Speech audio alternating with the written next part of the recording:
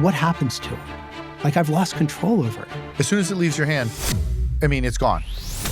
So the original idea behind Manetu was, could we create a market where individuals do not lose control of their data? So I'm giving all of this information out, right? So anytime I open Google Maps, you're going to be providing information that you're losing control over. I don't want my health data to be shared with an insurance company who's going to look at that data and realize that David has a family history of stuff and my insurance rates will go up. It should not be in God's hands, right? Because we can do better. It took 5 years, but it's now here, right? Okay. And it's in the space of agentic AI. Hey, David, thanks a bunch for joining us here on Micro Journeys. It's a pleasure to be here in New York. I really appreciate you taking the time to chat about you, your history, where you're going and where Manetu's going. Oh, thank you. Look, as I mentioned, I ditched my wife somewhere in the 40s to make it here on time. It was snowing very hard where I live in Ridgewood. And when we got down here, the traffic was just brutal, right? Because everybody's in town. So I love being here. I confess to you, I was nervous because for me, weren't you like nominated for some great award or you won some award? Yeah, actually, recently? the Signal Award. Yeah. So for me, first podcast, right? And most of the time I talk to myself in front of a mirror, right? And not on a podcast. So for me, this is like going from talking to myself in a mirror to the big leagues, right? So I was nervous about it, but you've put me at ease, as we worked our way into this. Well, and you've got a lot of life lessons that you've gone through, a lot of interesting progressions, right? So adding the podcast into this ecosystem of stuff is pretty awesome. And it all started in McLean, Virginia, right? It did. So I am from Virginia originally. My father grew up on a farm in North Carolina, and my mother, she is from a place called Clarksburg, West Virginia, which was very Italian. There were glass factories back in the day. So like the mason jars were made in Clarksburg. So a lot of Italians were working and blowing glass. They met in DC, and I was born in Fairfax County. And when I went to register to vote, the woman who registered me goes, you're kind of rare because we don't have that many people who were born and raised in Virginia because of being close to the Washington, D.C. area, it's so transitory that, to have someone who's actually born there, raised there, lived there long enough to, register to vote was unique. So different area, certainly. Yeah, it's got a full feel, a full vibe in the DMV, right? The DC, Virginia, Maryland ecosystem. So, and it's a pace. It's quite a pace out there. So now, when you were growing up, you ended up going to school at Villanova, correct? I did. So I'm going to take you back even further.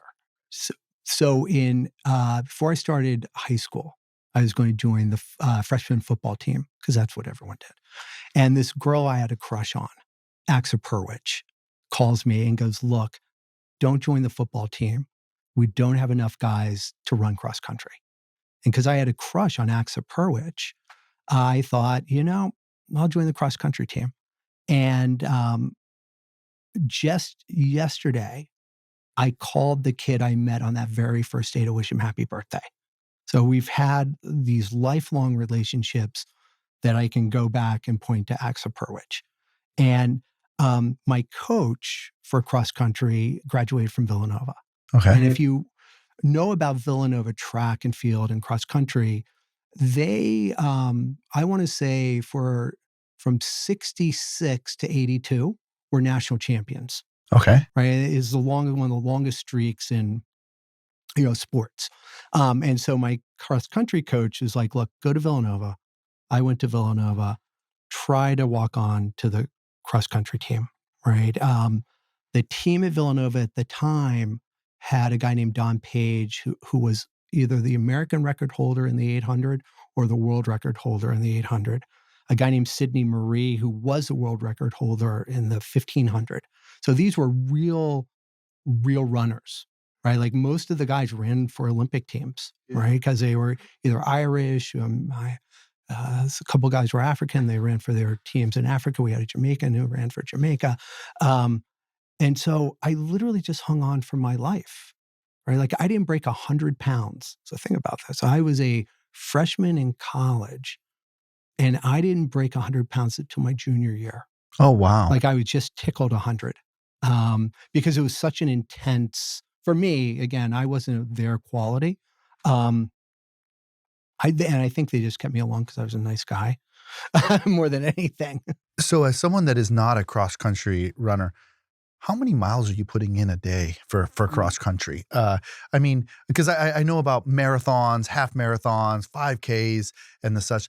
What is the difference, and what's kind of the demand from a running perspective? So that's probably where I made my mistake, to be blunt, is that every day for me was like a major workout because the quality of the guys I ran with were so much superior than myself.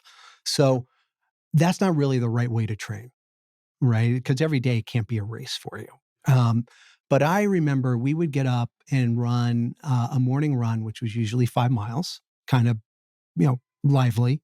Um, and then we would have our practices from about 2:45 until 6 o'clock. Oh, wow. Right. And it could be anything from we were going out for another 10-mile run to, we're going to go run hills. Villanova has some very hilly areas. Um, and the coach, I remember, would drive behind us in his car. Like literally, like we'd just be doing hill repeats and the hills were long and the guy would be behind us driving in his car up and down. Right? It was crazy. But for me, the running really kind of laid the foundation for everything else. Right. Because I just did the best I could.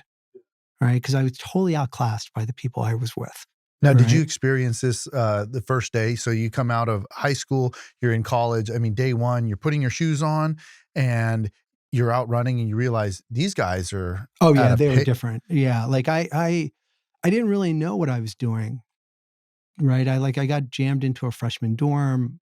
Right. I was going to be a walk on. So there was nothing like, hey, practice starts X. Right. I just kind of figured out, this is where they met to run. And you did have a lot of people early on, and this is probably different times too, because remember, I graduated high school in '83. So I don't know if the world's changed or not, but you could just literally go to the team and try. Right. And over time, there was an attrition rate where people just stopped running. Um, but I enjoyed it. Like for me, it was a good place for my head to be. Um, I liked the people who ran. They were nice people. They were from all over the world, so they were different than the other students in a lot of ways. Like a lot were Irish. Eamon Coughlin, who's like an Irish hero, he is a miler. He graduated from Villanova, so you had this huge Irish contingent, um, and we had an Englishman, and it was really a great experience for me. I realized at some point, probably my sophomore year, that I needed to stop, right? Because it really took a toll on me, like physically took a toll. I was doing okay in school, but I wasn't doing great in school, and running was not going to pay the bills. So I really focused on academics, starting probably my junior year. Um, I kept running, but not at the same level of intensity that, the first 2 years took. And then, when I got out of college and went to law school, I kind of picked up running periodically, and I was still fast enough and good enough to be, finishing in the top 10 of local races and stuff like that. Right. But it was, um, in a lot of ways, it was better because I was allowing my body to rest. Right. So I actually became faster as I got older. Interesting. Yeah, because again, I was beating the hell out of myself in the early days, just trying to hang on with these guys. But then when I got out, I kind of had a training schedule that was more for myself. Yeah, I really enjoyed it. But it left running in the early part of my career, um, probably until about 2000, was a constant thread for me, Okay. right? Where um, a lot of the opportunities I got were actually because of running. Interesting. Yeah, really weird. Like how so? After I graduated from law school, I went to the Securities and Exchange Commission, right, in enforcement. So I was an enforcement attorney. I didn't really intend for my life to go in that direction. So those that aren't familiar, that's the SEC, That correct? is the SEC. Okay. That is the SEC. So Washington is their headquarters. They have regional offices all over the country. Um, and somehow, again, I attributed it somehow a little bit to luck, but I got an offer to go to the enforcement division. Now, what does the enforcement division do? What is that compared to the rest of the SEC? So the SEC has a bunch of different divisions. Like they have trading and markets, which is the division that's responsible for regulating the equity exchanges, market structure.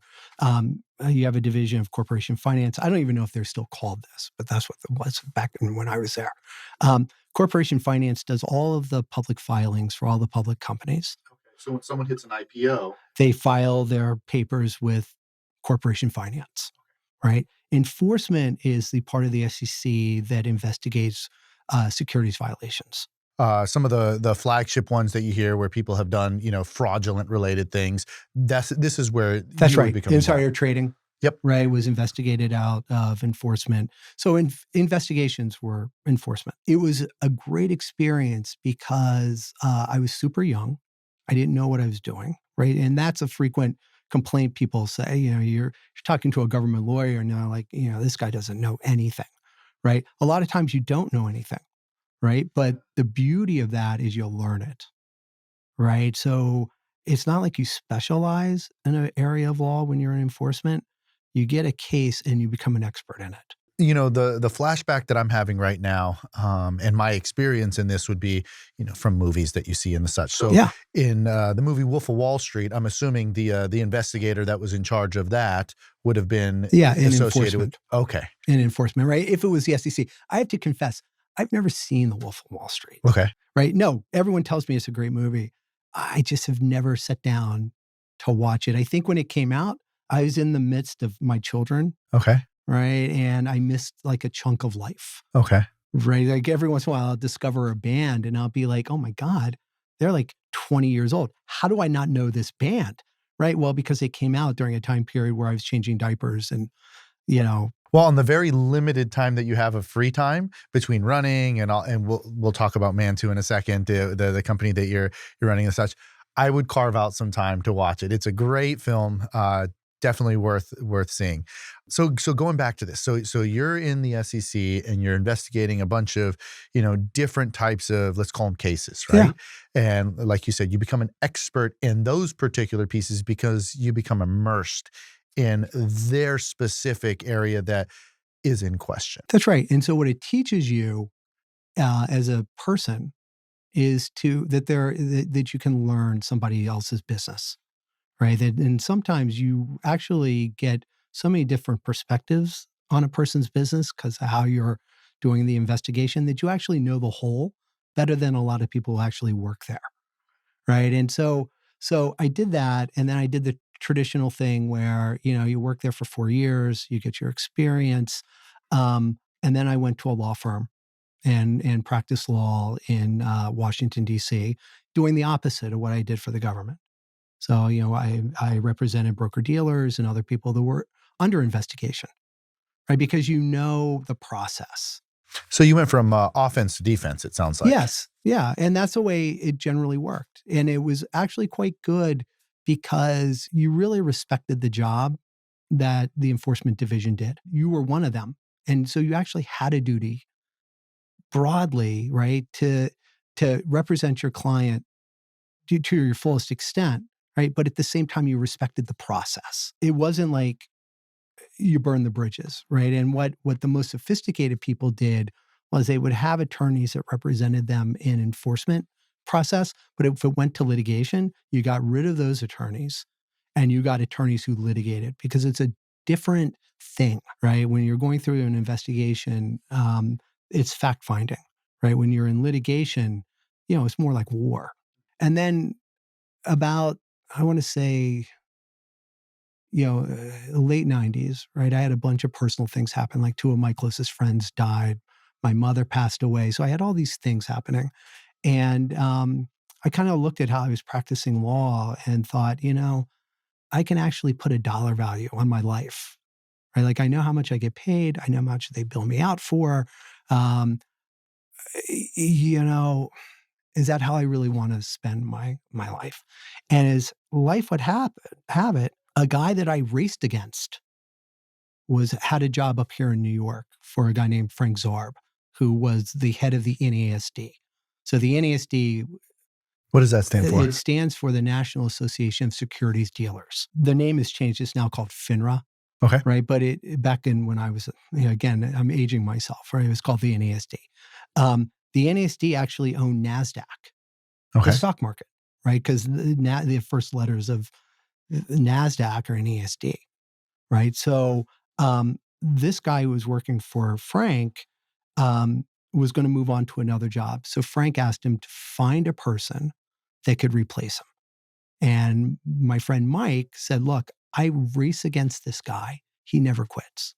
Like, I can train all year long and he can kind of jump into a race, be out of shape, and still never let me win. So he's the guy you want. Man, talk about an endorsement. Yeah, it was great. Yeah. Right? It was great. So I interviewed and got the job. And that was my transition from practicing law to kind of getting into the markets. Right. And so the condition of employment was I needed to move to New York. We got very lucky. Right. We found a house that we currently still live in. The house weirdly appears in our wedding photos. So I got married in 1992.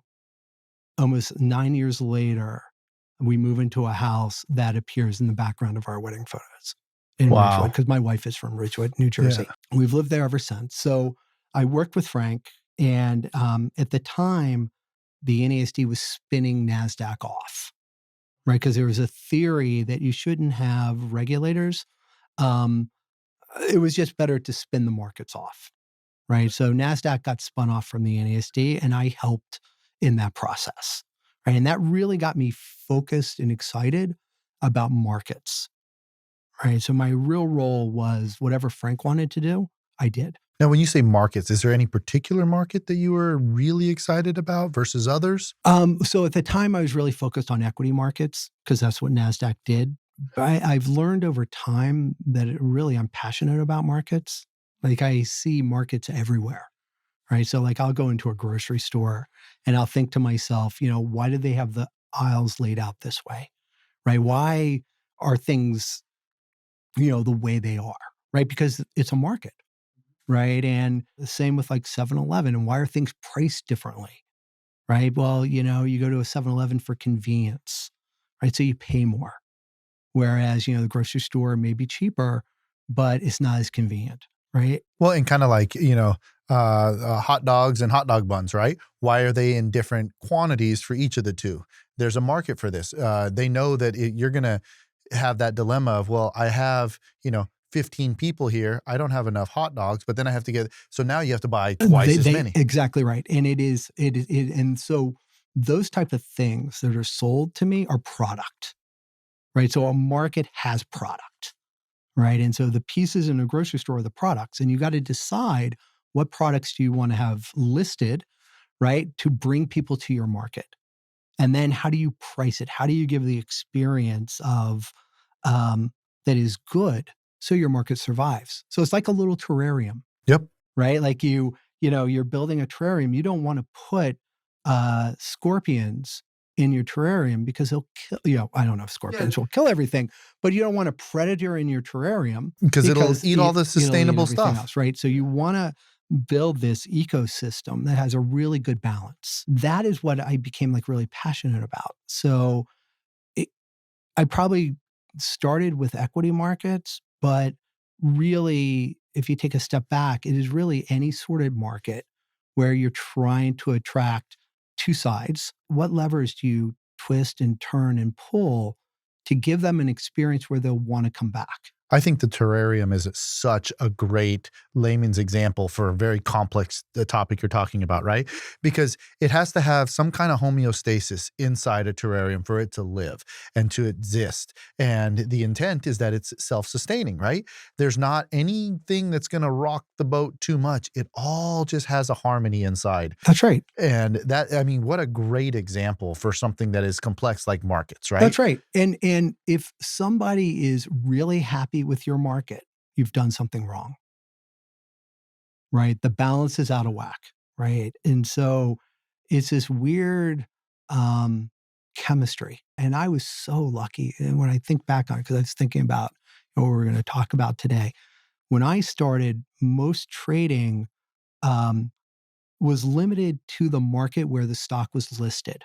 So if you were a NASDAQ stock, you traded on the NASDAQ, right? If you were a New York Stock Exchange stock, you traded on the New York Stock Exchange. American Stock Exchange, exactly the same, right? There was almost no cross trading of stocks, right? Now, today, you don't think that way at all Yeah. because it completely electronified. And the way the markets operated and the ecosystems changed, like you can't even describe the difference, right? It is like the difference between having a floor-based ticket looked at and stamped and executed um, to a world where, stocks are traded in, microseconds. Yeah. It's a completely different world. But I got to see that happen. Yeah. The transition and the evolution Yeah. into where we're at today, right? Yeah, that's right. And it really taught me that, again, it's interesting to me because we are like in a digital electronic world. Mhm. And watching something that wasn't that become that is a good like pattern matching thing to do over time. Right. So it's helped me tremendously. Digital is a great piece, and I know you have a lot of layers to your background. But one of the things that intrigued me the most to having a discussion with you today is the current company that you're leading, which is Manetu, right? What is Manetu, and why does it exist? I'll take you back again, right? Just like I took you back to AXA Purwich Yeah. in eighth grade. So I ended up kind of my markets career in the early teenish timeframe, right? And I started to become aware of crypto, right? Bitcoin. And I was just curious about it. So I bought a couple, right? And I was angry because I spent $100, $150 per coin, right? For the record, I only bought 5. There was a rumor that I had 30,000, right? And when you have 30,000 Bitcoin and they're valued at $100,000 a coin, right? People look at you differently when they think you have 30,000. Yeah. Sometimes I didn't correct people, Yeah. but truth Just is kind of roll with it. I only bought 5, but I really bought them just to see how it would work, right? And, could I actually use them in transactions? Like, could I buy soup, using this digital currency? Is it gonna be the, what is it? The way of the NFT, right? Where there's the, something that is supposed to have a perceived value, and then all of a sudden there's nothing there. That's right. Or is it going to be sustainable and a transaction method of the future? Yes. Well, so what was really interesting to me, the thing that got me excited about it is the nerdy thing, right? So what blockchain allowed you to do was to treat an asset as a unique asset. So your NFT example is a great example, right? You're creating an NFT as unique, right? And you know that it is unique and you can keep track of its uniqueness. Securities, because of the way the markets evolved and got larger volumes, everyone thinks of a security as a digital asset. It is not a digital asset. It's an electronified asset. So back in the old days, No, what's the difference? well, the difference is that my ownership is represented on a ledger of it, my broker dealer. Like I don't know what share of IBM I own. No one does, right? I just know that I have 100 shares of IBM and it is represented on my ledger. It's represented on my broker dealer's ledger. And so they keep track of it electronically. But my share of IBM is not like share number, 457,000. I don't know what share number I have. Back in the 60s, right, they actually had to close the markets on like during the week to allow the messengers to hand deliver the actual physical paper certificates that were traded during that time period, right? That was unique, right? Because that physical piece of paper, right, represented the ownership of those number of shares. So I knew who owned the shares. And if I remember correctly, there was a serial number that would be That's associated with it. exactly correct. So you knew exactly the type of share you had, where it sat with the company, like you said, physical asset, right? Physical asset. In today's world, while I can ask to have the physical certificates delivered to me, most people don't do that, right? It's an electronic thing. When I looked at blockchain, I thought to myself, this will enable different types of markets now, right? Because now I can have a market maybe where an issuer issues a blockchain-based security, and I know who the person is who's actually holding it. And that shareholder I can then interact with in different ways than I could when it's purchased on the broader market, right? I can incent that stockholder, right, to support the company, right? Maybe, it just could change. It wouldn't change how, the majority of securities are traded, but it would change market structure. And so I started thinking about that, and I eventually ended up at the London Stock Exchange Group. That is kind of where Manetu has its base, right? I was assigned to like the emerging technology group. Okay. And so I was working with technologists, like real hardcore engineers, architects who built new things. And up until that experience, I just dealt with people who weren't builders. They were more of taking pieces that were already built and putting them together to make them work really well. This group of people were conceptualizing entirely new things. And we started building our own blockchain because the Bitcoin blockchain is it's called a public non-permission blockchain, which means that any person can confirm transactions on it. Knowing the SEC, right? The SEC is not going to allow unknown persons to confirm transactions in U.S. securities, right? Like you can't have Chinese, Bitcoin miners confirming U.S. securities transactions. Yeah, that makes sense. It makes sense, right? So you're creating your own blockchain here, and this is independent. Just to make sure I'm clear, independent of the Bitcoin blockchain. Absolutely. This is now a representation that you guys have created for this particular exercise. That's right. The team I work with, and I continue to work with some of these guys, right, are so well known that it kind of got around that we were working on our own blockchain, and IBM was working on their blockchain.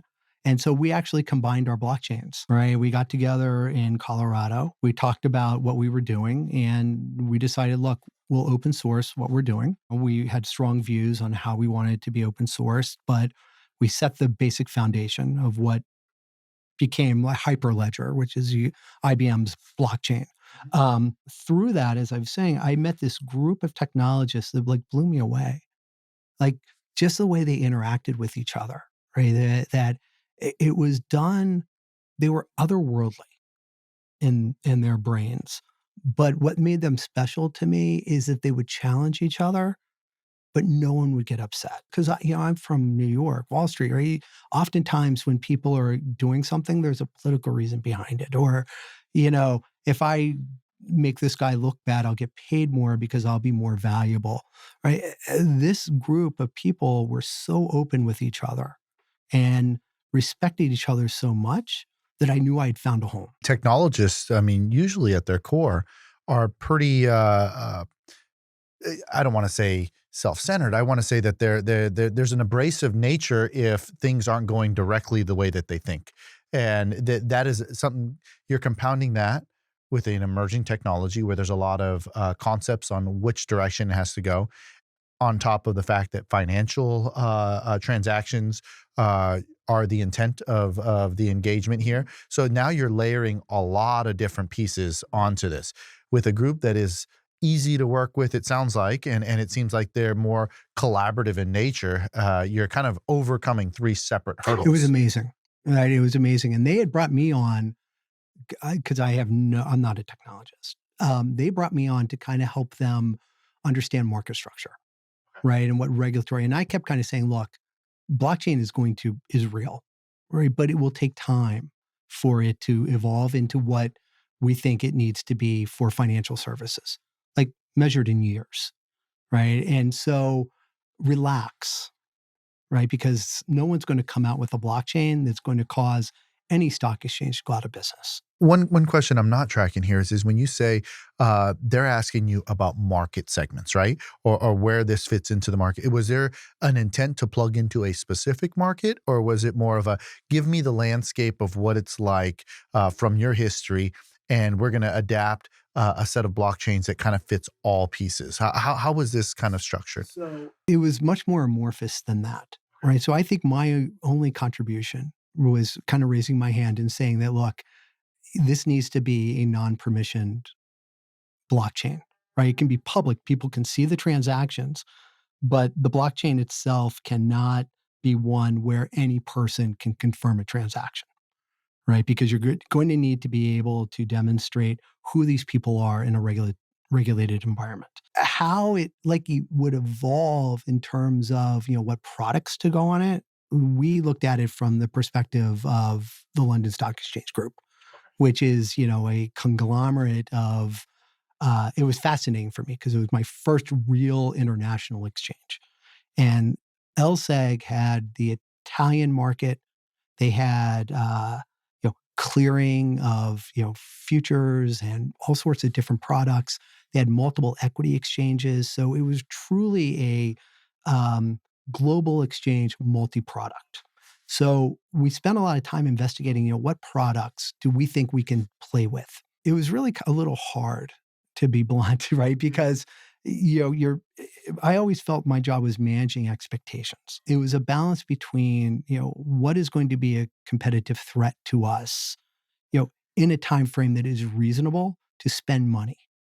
Right. That was really the lens I was looking through. And you had business guys who were very hot in going onto a blockchain because that was like a buzzword. Oh, it was a rage, and it still is a rage. It is, and it's legitimate. But a blockchain is a ledger. It is a way to keep track of assets, right, and unique assets, right. So this is a long way of me getting you to Manetu.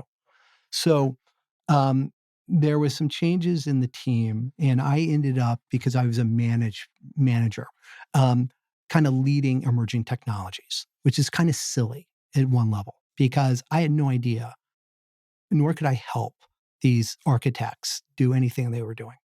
Right, the best I could do was kind of keep managing expectations. Really, is the best I could do. I inherited data, right, and compared to blockchain, data was an emergency. Right? We were in a time period, again, this is like 2016, 2017. Big data was all the rage, right? People were, kind of running around saying, look, you're a company, but you're really a data company. And it's true. Most companies, in fact, are data companies because data has so much value, right? And we're seeing that with the emergence of things like machine learning, right? Absolutely. We're seeing that with a lot of companies that are saying, if we can, refine the data that you have as a corporation, then we can minimize the operational expenses that you have and streamline a lot of your processes. Going back to your testament of big data, the more data you have, then the more options you have for refinement, efficiency, and potential success down the road. You're totally right. It became an exercise of collecting all the data you could get your hands on anywhere you could. And it was the Wild West, right? And so people were collecting the data. They were trying to leverage insights from the data, but no one was asking the question, should I do it? Well, and think about it. Prior to this, people were keeping data on personal computers. They were having file bins of secret records or confidential records or whatever it may be, and there was just reams of untapped potential. That's right. But think of what you're saying, right? You're taking very sensitive data and you're making copies of it and you're putting it on things, right? Where it was never intended to be on, right? Like when customers gave LSEG trading records, they never would expect that it would be on my personal laptop because I was flying back and forth to London and I wanted to work on an airplane. Yeah. Right. And so um, data was like a real crisis. And so my focus really shifted away from blockchain to data. And the traveling back and forth. So after I ran, I started cycling. And I would ride my bicycle from Ridgewood, New Jersey to Lower Manhattan, which is about 26 miles each way. So I was riding about 50 miles a day, super fit. That's a marathon and a half about, right? Yeah, but on a bike, it feels totally different, right? Like a bike is, when you're riding and you're riding well, it's like you're floating. It's like you're flying. It's like a really weird experience. Now, is this street bike or is this a bicycle? Yeah. A bicycle, right? I actually got a speeding ticket in Manhattan. I got a couple tickets that time because I had my headphones on. I ran, and it's safer to be away from traffic. And so if there aren't people in the crosswalk, I would go to the center of the street because you don't want anyone to step out between cars. And you just fly, right? So I had my headphones on. I was running red lights. I was probably going 30 because there was a strong southerly tailwind. And a policeman pulls his cruiser in front of me, right? And he's like, I've been chasing you for like 6 blocks. And I was like, hold on. I had to take my headphones out. He goes, oh, that's why. And I thought it was funny I got a speeding ticket on my bicycle, except at the time, insurance companies just saw it as a moving violation. Oh, okay. Right. And so all of my car insurance went up, like by a lot. So not only did I have to pay like a $300 ticket to Manhattan, I had to pay for years the fact that I had a moving violation, even though it was on a bicycle, not in a car. I'm hearing a play here with the data stuff that you're describing. Yeah. If the police records could have had a better way of organizing their data, this would not have gone to the auto companies. That's right. No, Yeah. no, but so what you're touching on is what Manetu is kind of about, right? And so I ended up having quadruple bypass surgery, right, in 2018. Notwithstanding all this cycling, it actually probably saved my life. But as I was recovering, I was lying on the floor in my kitchen because open heart surgery actually does hurt, and trying to get comfortable. And I was thinking about, I don't know what I was thinking about, but it kind of came to me that, data is not treated as like a unique asset. Like the problem with data is it is very easy to copy, right? You lose control over it when you share it with people, right? And if you take a step back and you look at us as people, think of all the services we use that are free, right? That is creating huge data trails. And those data trails are being monetized away from us. Give an example of a free. I'll just pick on Pokemon Go. Do you know what Pokemon Go is? Yeah, You the have little kids. app on Yeah, you the have kids, right? So Pokemon Go, has this thing called Adventure Sake. And, Okay. and what it does is it gives you credit for your footsteps, which means it's always running. And it knows, because it's, GPS oriented, right? Where I am, where I spend time, right? Who I'm associating with. So I'm giving all of this information out, right? So anytime I open Google Maps, right, and it says, give us your home address, right? Give us your, your work address, right? You're telling them about you. And even if you choose not to give them that information, they can surmise when I, start moving around and I hop in my car from the same location every day, that's probably my home, right? And when I go to location B, Monday through Friday, that is probably my work. And it's interesting because you think about it, you go see someone on the street and they ask you, hey, where do you live? Your first response is, I don't know you. I wouldn't give this information. But on your phone, you're Giving it away. giving it away without a second thought. And it's probably going to go to someone that you don't know, most likely. Totally is. And what are they going to do with it? Well, they're going to start putting it together in ways that maybe even individual companies aren't conceptualizing, right? That you're going to be providing information that you're losing control over. And think about, like, I'm applying for a mortgage application online, right? And they're asking me for my tax returns. They're asking me for my salary history. They're gathering all of this information about me. I'm giving it to them. But what happens to it? Like, I've lost control over it. As soon as it leaves your hand, I mean, it's gone. And you have to assume that there's some place. Hopefully, it just stays on their computer, but you don't know. No, it doesn't, right? Because it gets collected, but then it ends up on somebody's laptop because they're a data scientist who's doing work on a project. It's all legitimate, but that computer gets lost. That computer gets stolen. In my world of microelectronics, it's a concern we have with people that turn in their cell phones, right? The memory that you have on your cell phone, sometimes it gets wiped, sometimes it doesn't. Yeah. And what happens with those phones? They get shipped off to China. There's boats and boats of these phones that show up in Shenzhen, China, Yeah. and the counterfeiters take off those components, and sometimes they resell those components to the open market. Sometimes they'll go and see what information is on there. That's right. And so now your personal information is at risk. That's right. Substantially. That's right. So the original idea behind Manetu was, could we create a market where individuals do not lose control of their data, but contribute their data when they want to contribute their data and control how it's used? So I can, share my data with, let's say, a drug company, right? And I would give the drug company more data than it could probably get through, pulling data from multiple sources. But I know it's being used for a drug study. And when that drug study ends, I don't want that data used for anything else. I don't want my health data to be shared with an insurance company who's going to look at that data and realize that David has a family history of stuff and my insurance rates will go up. Right. And so the original idea behind Manitou was, can we create data that can be treated as a digital asset for which we do not lose control over? So I can share the data with somebody, and when the need to share ends, the ability to use that data ends. So that was the business problem that Manitou was originally, the super original idea was, can we create a market where people can treat their data as a digital asset and become partners with businesses that want to monetize that data?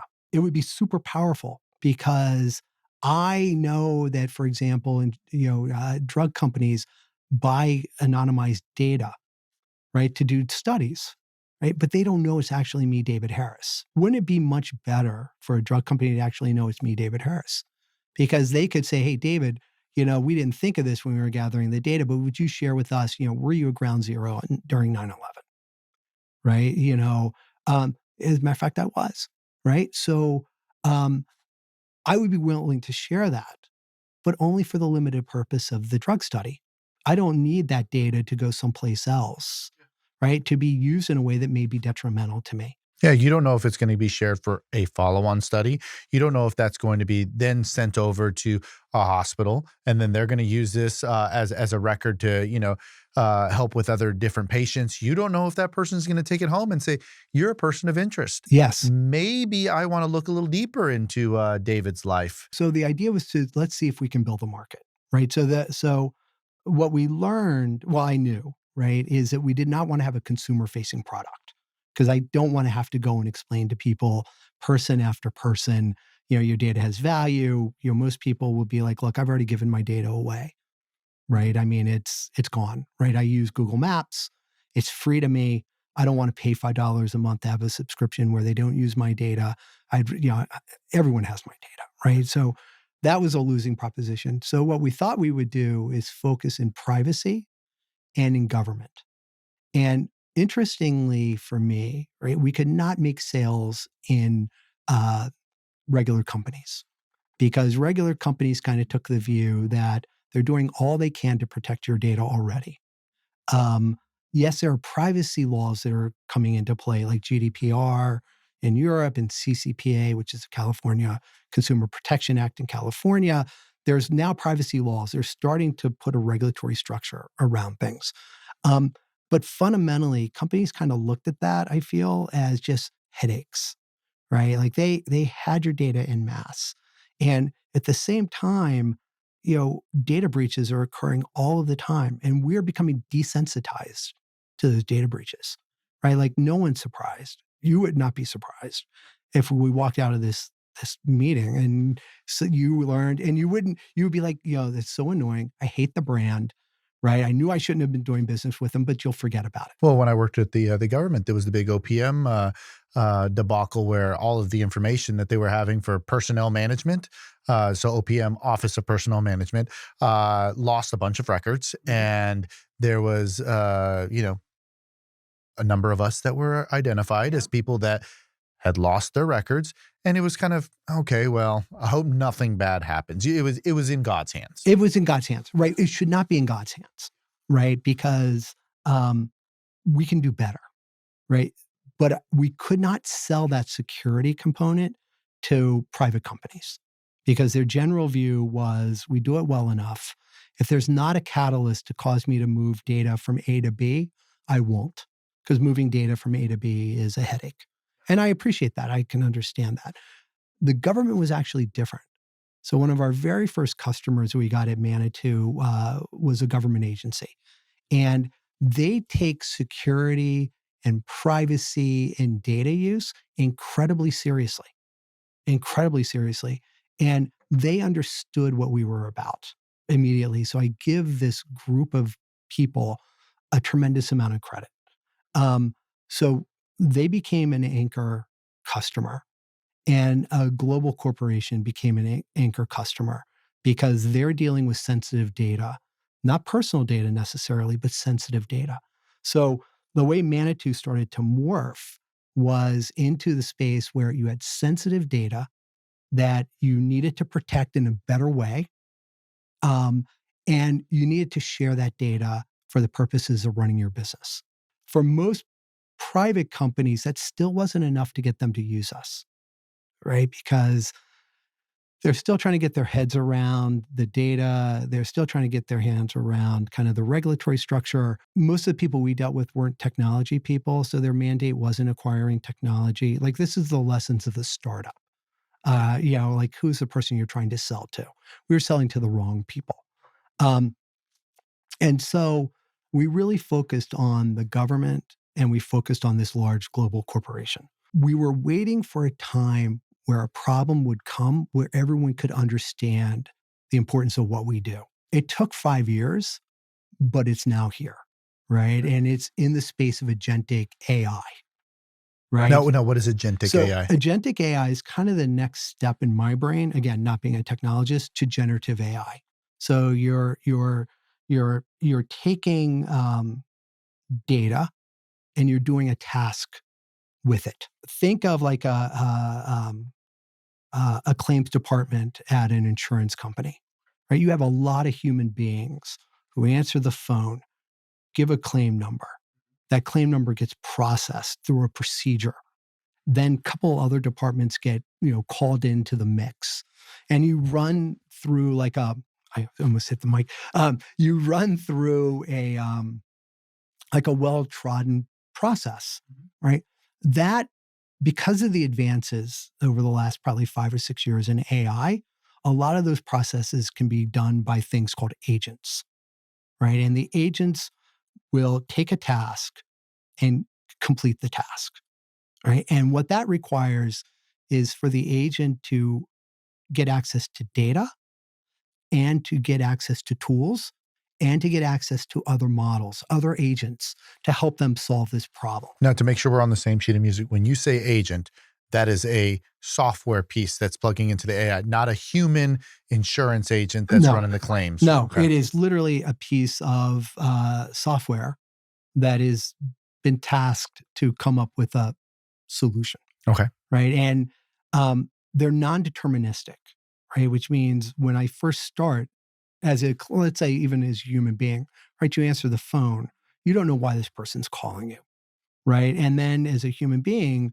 you try to solve that problem by doing a bunch of different things, right? And software can now do that for people pretty well. And, the insurance one is such a great example. There's so many different varieties of insurance out there that still take paper applications, still fax them. And that process you're describing is so laborious. I mean, it just takes forever. They're trying to streamline it with, digital apps and things of that nature. But there's still that process you're Yes. describing, right? There's still the human in the loop Yep. that has to go and figure out, why is John Doe calling me? I have to figure out, okay, is this a renewal? Is this someone just looking for a quote? Is this someone that is an existing client that wants to change policy? You don't know. Yes. And then it goes through, okay, which carrier are you going to get involved in? Okay, now let me go ahead and scope. There's so many of these different steps, right? That's right. And now with this agent, the way I'm understanding this is that the human is still in the loop in some aspect, but you're minimizing that amount of the loop that they're in. That's exactly right. Right. So there is an element of the human in the loop, right? But it doesn't need to be that way, right? Because agents, we're talking about software. Software works 24/7, right? It is there. It's incredibly efficient, right? Some of the things that I'm able to do with these ChatGPT like things, right? I would hire a person to do a slide deck for me. Or even now for the holidays. I mean, you would go to the mall and spend all your time at the mall, where you can just go onto Amazon and it's already done. It's already Software's done. running 24/7. Always done, right? So our value proposition to companies, which was we protect and control and allow authorization to use data at a very granular level, finally is starting to make sense to people, right? Whereas before, people are like, I already protect my data well enough, right? But the reality is, yes, you're protecting your data well enough, but you're giving access to people more data than they actually need to do their job. You should only give them the data that they need to do their job. And it is not more, right? So for me, the great example, right, is, you're going into a bar and the bartender, the bouncer stops you, and you hand him your ID, right? And on your ID is your driver's license number, your home address, your birthday, your driver's license number, right? Your height, your weight, your eye color, right? The bartender is given all of that information to answer the simple question: is this guy over or under 21? Right? And that's the way technology and the way data has always been treated, right?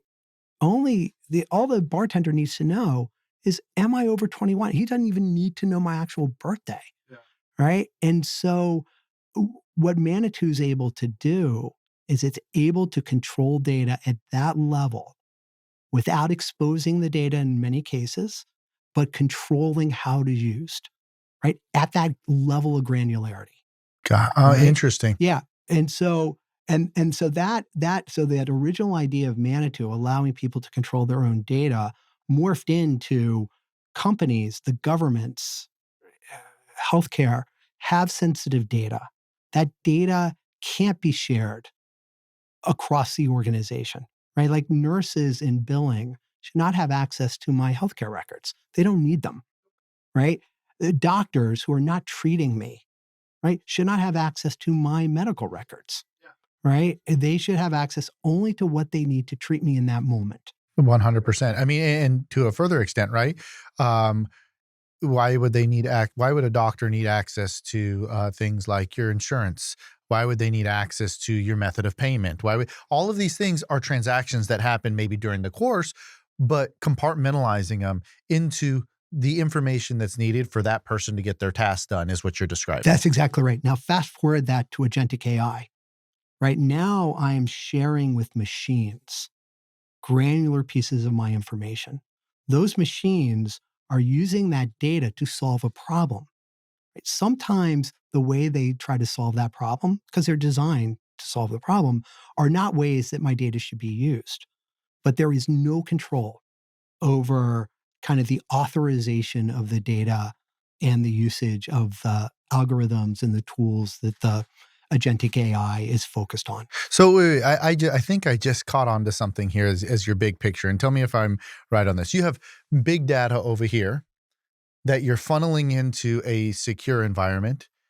You're piecemealing it out because on the other end, all of these different machines are looking to aggregate big data so they can do stuff. So you're saying, I'll give you sufficient data, but not all of my data. And then I'll pull it back when I'm done with it. Right. So now these algorithms that are sitting on the opposite end aren't getting your height, your weight, your eye color, your driver's license and such. I'm over 21. That's all you needed to know. The box is checked. I'm going to pull it back. So now your algorithms are not going to compile me as a digital fingerprint of what you're looking to build out next piece, whether it be something to benefit human kind or if it's something that's nefarious. Exactly right. Right. And we focused on the person, but also think of how important that is for the company, right? Because the company no longer actually needs to hold that data, right? They don't need to risk themselves in holding that data. So you kind of fast forward now to this agentic world where right now, there's very little observability. There's very little ways to kind of see how things are occurring, right? There's almost no way to stop, right? Like you kind of look at the output, but in the interim, it's just happening.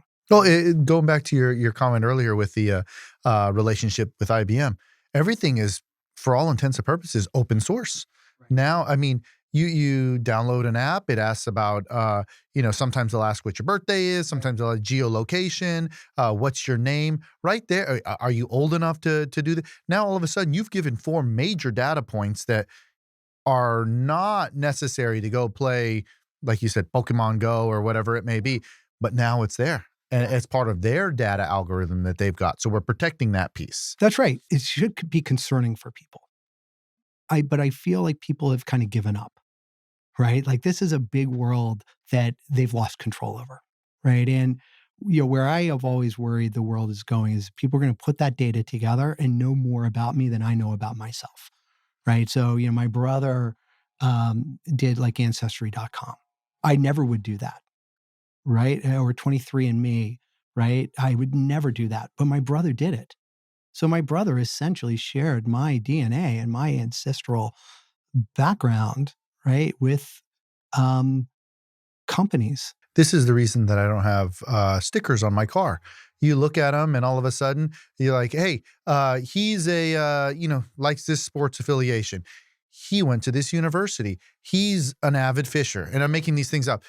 Well, what's to stop someone going into a grocery store and say, hey, Dan, I saw you over there at the fishing whatever place, and you remember me? No. Well, now all of a sudden, now they have a window. Yeah, we talked about your time over at your alma mater and all these kinds of things, all from seeing just one little piece. But you expand that into what you're describing, and now there's a wealth of data. Well, you're starting to see it. So for me, it all comes down to trust, right? Like fundamentally, what Manitou. So Manitou is a Lenape Native American term for spirit. That's what it translates with, right? I live, in an area where the Native American tribes lived, right? So I thought it would be neat to name the company after something like really local. But the spirit concept is, it's about your spirit, right? Where the world has gone is that they can take that data and know more about you than you know yourself, right? Um, that is not what Manitou does now, though, because again, we can't get into that world of trying to build that. That may happen in my lifetime, but I think unlikely, right? So where we really focus is that now companies are starting to realize that they are sharing data that's about their business with entities that they really can't control the data themselves, right? So if you'll remember, like when ChatGPT first came out, a lot of people were experimenting with it, right? They were providing non-public information to these models, proprietary information to these models, and they were literally sharing it with a company they have no relationship with. Right? So data that was never intended to be shared outside the 4 walls of a company are now being shared outside the 4 walls. 5 years ago, if I were a CEO, and I unfortunately had this bad experience, we suffered a data breach. I had to go tell my board, we had a data breach. We're trying to contain it. We're trying to understand what data was taken. We'll notify our market participants that the data was taken, tell the market participants that the data was taken, but we have a path, right? Like we've engaged counsel, we're doing an investigation of how it happened, we're taking remedial actions, we have insurance coverage that will take care of this, right? And the boards hear that and they take great comfort because they know that one,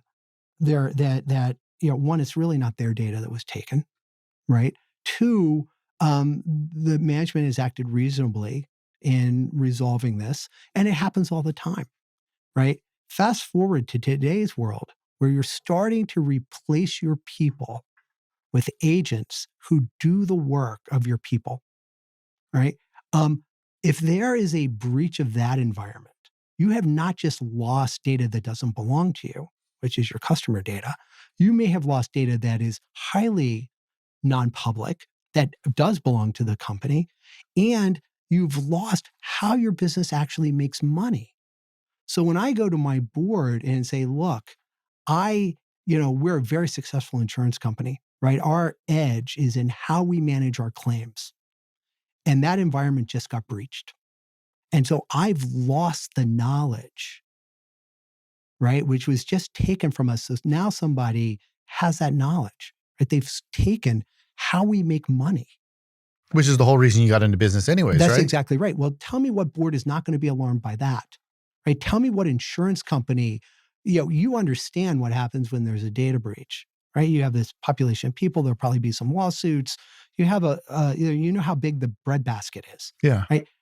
If somebody has a breach of their agentic environment, which is the knowledge of how the business makes money, right? What insurance company is going to insure you against that loss? It's a tough one to even understand. Oh, yeah. So the problems now that Manitu's focused on, which is protecting data at a very granular level, right? Ensuring that data gets used for the purpose that it was intended to be used, right? And observing that in real time, right? Everyone understands they have that problem, right? And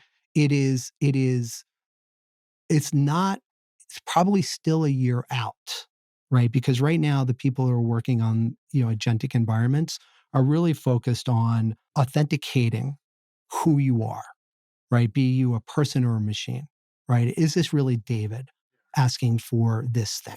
And making sure the output is reasonable. But the question that's not being asked yet, which is a super hard question, is what can David do?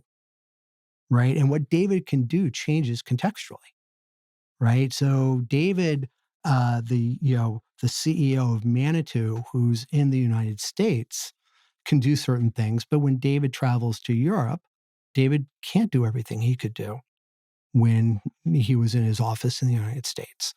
And so the applications start, around people are pretty obvious. But as you start to use agentic frameworks, right, you may be asking an agent that David, I don't have the authority to use that, right? I've asked my helper, my chat GBT to solve a problem for me, right? But chat GBT is using a model that I should not have access to, right? Or it's using data that I should not have access to. We've kind of described what Manitou is doing today, how you got into the environment you're in. What is the future for Manitou? Because we're transitioning as a people from the classic way of information exchange, like we described, fax machines and the such, to big data sets, right? And right now, you're boring into this space of helping to protect companies, their large data sets, to ensure that there's a way for a representation of process to be refined, but also protection.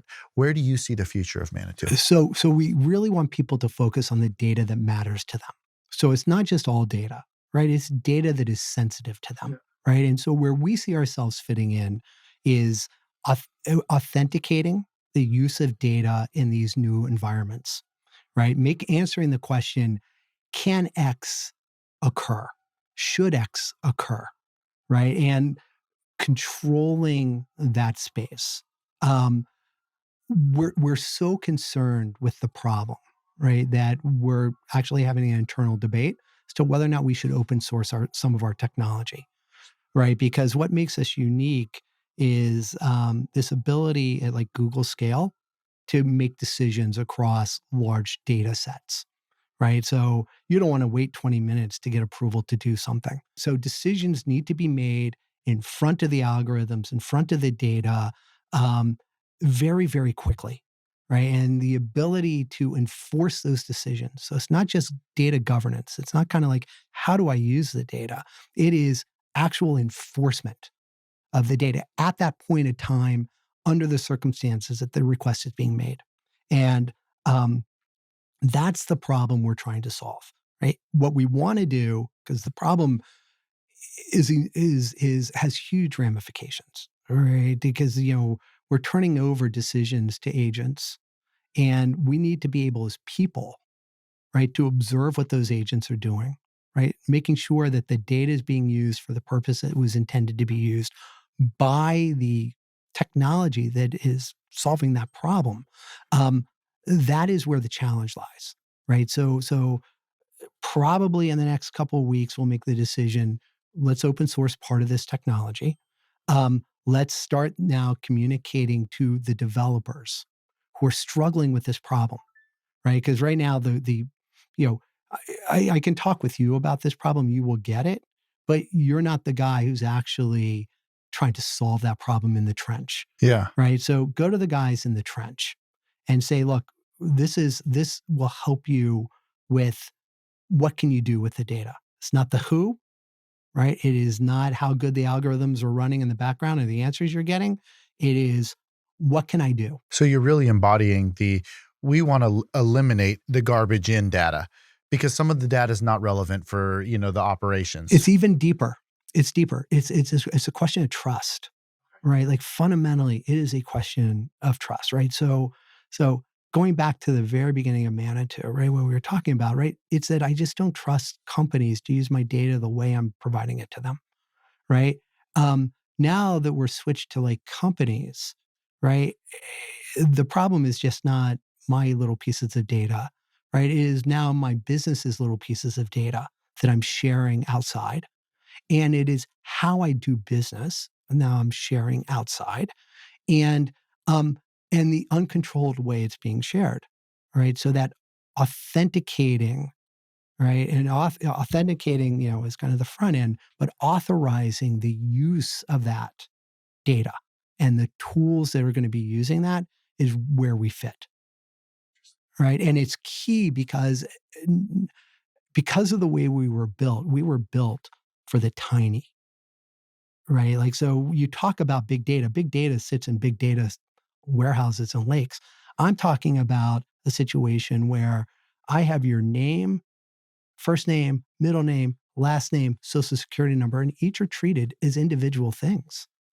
Right. So you're really getting to the point where, we started to go where I actually have a uniqueness to me. Right. And I can control, you don't need my social security number. Right. Or maybe you need it for 1 second, right? Because you're doing my tax return, but it shouldn't be sitting in your files 365 days a year. You need it just to do my tax returns.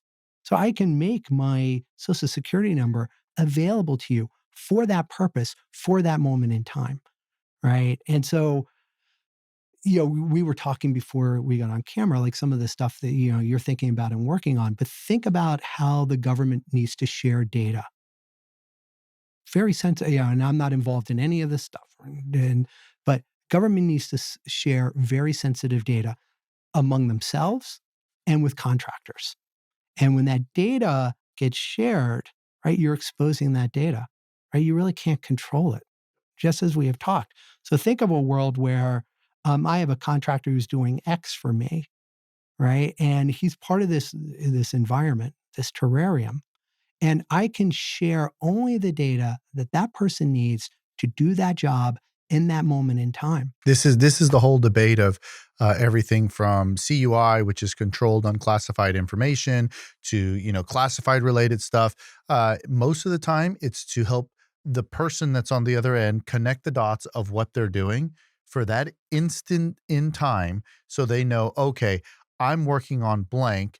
That's affecting this piece here. Now I know the connective tissue. That's exactly right. And what's happening today is it's stored in a secure location, probably never to be opened again. But why does it need to sit there? That's right. So this is interesting, and it just opens up so many different questions about how society is operating, how the government is operating, how we're all protecting things. I think the future of Manetu is extremely exciting. One of the reasons I wanted to have you today on the podcast, I think that it's just great to see that someone is trying to solve the problem of protecting people's information, corporations' information. So, David, it was a pleasure having you on here, and I'll go ahead and throw this one out there. Keep running, man. I know. I need to. Fast. I need to. Yeah. No. I think it actually keeps you young. Yeah. Right. I mean, kids make you young. I actually think working and doing these like outside the box things, keeps you young. Like it's crazy, right? I dream about what I do. Yeah. Right. It's funny. Well, you're changing the world here with protecting people where they need it most, which is with their own information. So once again, David, thanks a bunch for coming on the podcast, and I look forward to seeing the progression of Manetu. Thank you. Hopefully we'll have a part 2. I look forward to it. Me too. Yeah. Thank you so much.